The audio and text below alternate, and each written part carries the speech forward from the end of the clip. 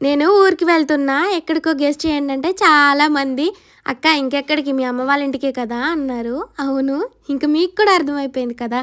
నేనెక్కడికెళ్తాననేది. మా పిల్లలు ఆటో ఎక్కిన దగ్గర నుంచి పడుకోవడం స్టార్ట్ చేశారు. మొక్కజొన్న కంకి కావాలంటే కొనిచ్చాను. అది తినుకుంటూ అట్లనే పడుకున్నారు. ఫస్ట్ మేమెక్కడికెళ్ళామంటే మనుగూరులో ఇంకా హాస్పిటల్‌కైతే వెళ్ళాము. అమ్మయితే షుగర్ డాక్టర్ దగ్గర చూయించుకుంటున్నారు. మేమొచ్చిన తర్వాత అక్క కూడా వచ్చిందనమాట.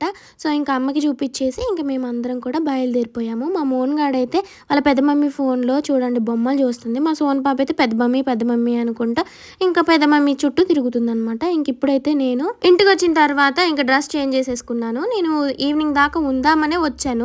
ఎందుకంటే ఇవాళ సాటర్డే హాలిడే, రేపు సండే ఇంకా స్కూల్ కూడా ఉండదు. మా హస్బెండ్ ఇంకా పార్టీలు, ఓటీలు అనుకుంటా డ్యూటీలో ఉన్నారు ఆయన. ఇంకా అందుకే మాతో పాటు ఒక 2 డ్రెస్సులు అయితే తీసుకొనొచ్చాను. నేనైతే ఖచ్చితంగా నైటీ పట్టుకొనొచ్చాను. ఎందుకంటే నైటీ వేసుకుంటేనే కంఫర్ట్. అమ్మకి కొంచెం హెల్త్ బాలేదంటే నేను పేడకలైతే తీసాను. ఇంతకుముందు మా అమ్మకి ఎప్పుడైనా బాలేకపోతే చేసేదాన్ని. మోస్ట్లీ నా చేత అసలు పనే చేయించేవాళ్ళు కాదులే కానీ ఇంకా అమ్మకి బాలేదు కదా అని చేశాను. మా అమ్మ అయితే వీడియో తీసింది. అది నీకు దేనికో ఒక దానికి వచ్చిద్దిగా నాన్న వీడియో తీస్తాననేసి.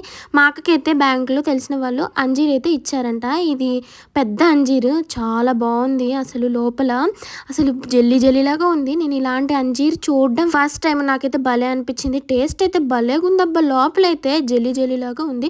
చూసుకొని తినాలి, పురుగులు ఉంటాయంట. సో దీంట్లో అయితే ఏమీ లేదు కానీ టేస్ట్ అయితే చాలా బాగుంది.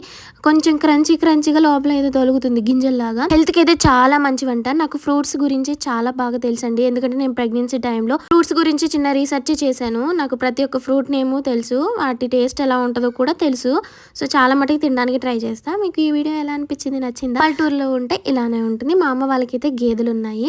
ఆ గేదెలతో ఇంకా మా అమ్మ వాళ్ళైతే పాలు తీసుకొని కేంద్రానికి పోస్తారు. ఇంకా ఊర్లో వాళ్ళకి కూడా పోస్తారు అనమాట. మా అమ్మ అయితే మస్తు కష్టం చేసిద్ది. సో నా పెళ్ళైన తర్వాత గేదెలు నమ్మారు. మళ్ళీ ఇప్పుడైతే చాలా పుష్కలంగా ఉన్నాయి. సో వీడియో నచ్చితే లైక్ చేయండి. బాయ్.